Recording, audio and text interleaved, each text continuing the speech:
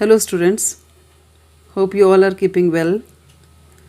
From the quadratic equations which I started in my previous video, today I have taken up the topic nature of roots. Do you remember what is the meaning of roots? This is my first question which I have asked you, and now you will tell me the answer. What is roots? This question, answer of this I told you in my previous video. If you remember what are roots, I will now start with the nature of roots. For that, I have taken up this quadratic equation. Let me take the standard quadratic equation only. Ax square plus bx plus c equal to 0. Then, for this, I will calculate d. Now, my next question to you is what is d? What is its full form? This is the second question. And the third question is, what is the formula of d? The formula of d, because I have to write, because this only will, with the help of this only, I will be able to tell you what is the meaning of nature of roots.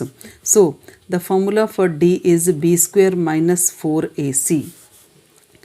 I told you earlier that if I put the value of b from here, a from here, c from here, I will get some answer for d. It will be definitely a numeric only, means it will be a number only. So, there are three cases.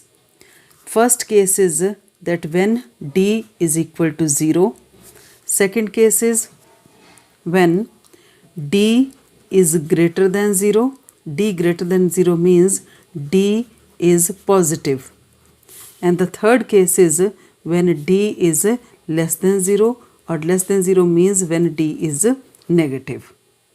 So, we will discuss all these cases separately, and we will try to see if d is 0, what is the nature of roots. When d is positive, what is the nature of roots. When d is negative, what is the nature of roots. So, let us start with the first case, when I said d is equal to 0. If this is so, when discriminant of any quadratic equation is 0, it simply means the roots of that equation will be real and equal. Remember this thing, when the d is equal to 0, the roots will be real and equal.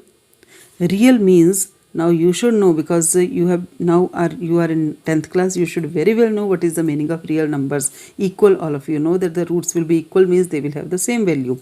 Now, I will give you one example here, just to tell you the meaning of real and equal. I will take up one quadratic equation, x square plus 6x plus 9 equal to 0. If I compare it with ax square plus bx plus c equal to 0, I will very well easily be writing that a is equal to, compare this with this, a is equal to 1, b is equal to 6 and c is equal to 9. So, I can find d, which is b square minus 4ac. So, put value of b, 6 square minus 4 into a, 1 into 9. So, 36 minus 36, and answer is 0. So, d we have got to be equal to 0. Now, if I solve this, this is 0. So, if I solve this x square plus 6x plus 9 equal to 0, so I have to, because it is simple equation, I will be taking the help of simple factorization only. You know very well how to factorize such equations, and that method is called splitting the middle term. So, I can very easily split 6x as 3x plus 9. Third term will be written as it is, equal to 0. So, x into x plus 3 I have taken common from here, x plus 3 equal to 0 implies that x plus 3 again comes common, x plus 3 equal to 0. So, here we apply the zero product rule. Zero product rule is, if the product of any two factors, this is our first factor, this is second factor, if product of any two factors is equal to 0, is possible only when either first factor is 0 or second factor is 0. Simply means that x is equal to minus 3 or x is equal to minus 3. So, have you seen it that when the condition was d is equal to 0 and we got both the roots This is the meaning of roots. After solving a quadratic equation, I got two values of the variable and both these values are equal, means this is the clear case in which the roots are real and equal. Are both -3 and -3, these two roots, are they real numbers? Yes, they are real numbers because they are integers, they are rational numbers. So they both are reals and equals. So when D is 0, the roots are real and equal is our first and very important and very easy case of this. You remember this only now, that if D is equal to 0, the roots are real and equal. Now the second case is in which D is greater than 0, means D is positive. So if this is so, then the roots of such equation will be, surely they will be real but not equal. They will be real and unequal. This is the case. Now so many examples. I am not taking up a special example to as I have taken in the last in case of D equal to 0, because so many examples, whatever questions we will solve of the quadratic equations, so many examples we will see there. Okay, so you only remember here that if D is positive, then the roots will be real and unequal. And the third case is when D is negative. D is negative means less than 0. Suppose, okay, I'll tell you here that if D is negative, then the roots of such equations are not at all real. They will not be real numbers, but we will call them imaginary. They will be imaginary. And students, in your course, we don't have such questions in which the roots will come out to be imaginary. If such a case comes, we will simply leave the answer there only, that roots cannot be defined or the roots are imaginary, because in the senior classes only we will know, or we will be told what are the imaginary numbers.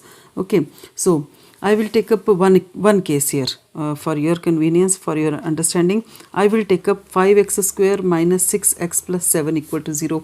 If I calculate D for this, b square minus 4ac minus 6 whole square minus 4 into 5 into 7, it is 36 minus 4 5 is 20, and 27 we have got 140, and the minus of this will be minus 104. So this is the clear case in which D is a minus of this. We will say because D is less than 0 implies that the roots of this will be imaginary only. Now the imaginary numbers, I will give you a little idea. Square root of negative numbers are called, means it is not possible to calculate the value of square root of a negative number, and such are called our imaginary numbers. You may take up so many examples for the imaginary numbers. Now students, from all these three cases which I have told you, if D is equal to 0, if D is greater than 0 and D is less than 0, for our calculation purpose, what are two important cases are D equal to 0 and D is greater than 0. And remember, roots will be real and equal in case of D equal to 0, roots will be real and unequal in case D is greater than 0, and roots will be not real at all, imaginary only if D is less than 0. These are the very important things, and these will help you not only in this class but in the senior classes also. So please see these three cases clearly, learn them and try to understand them. So that's all for today. Now in my next video I will take up some different types of methods in which by which we may solve our quadratic equations. Please do follow my videos and ask whatever is not clear, and please like, share and subscribe to my channel. Thank you very much.